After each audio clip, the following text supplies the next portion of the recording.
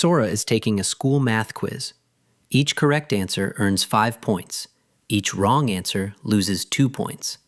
Sora answered all 30 questions and scored 80 points. How many did Sora get right?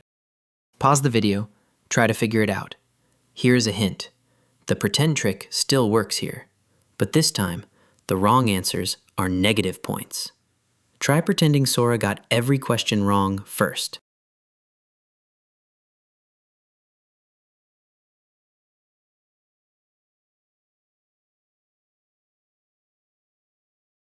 Let us draw the 30 questions. Each one is either correct or wrong. 3 rows, 10 questions per row. Same pretend trick. Let us pretend all 30 questions are wrong. Each wrong answer takes away 2 points. So 30 wrong answers would lose 30 times 2 points. That is 60 points lost. The pretend score is negative 60. But Sora's real score was 80 points. We pretended negative 60. The gap is 80 minus negative 60. That is 80 plus 60, which is 140 points. So we are missing 140 points. Here is the new twist, the penalty trick. Each time we change a wrong answer into a correct one, we trade negative 2 points for positive 5 points. That is a swing of 5 minus negative 2, which is 5 plus 2. So each swap is worth 7 points. To find 140 points, we swap 140 divided by 7. That is 20 correct answers.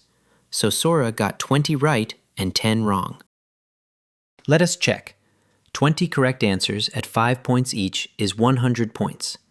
10 wrong answers at negative 2 points each is negative 20 points. 100 minus 20 is 80 points. The numbers match. 4 tricks now live in your toolbox. The pretend trick is for when you know the total count. The trim trick is for when one type has k more than the other. The block trick is for when the clue is a ratio.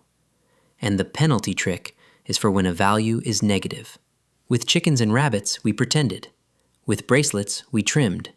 With baskets, we built blocks. With quizzes, we pretended through penalties. 4 problems, 1 foundation. Pretend, count what is missing, swap to fix. The real superpower is knowing which clue is in front of you. Learn, compete, and win. Visit competitivekids.org.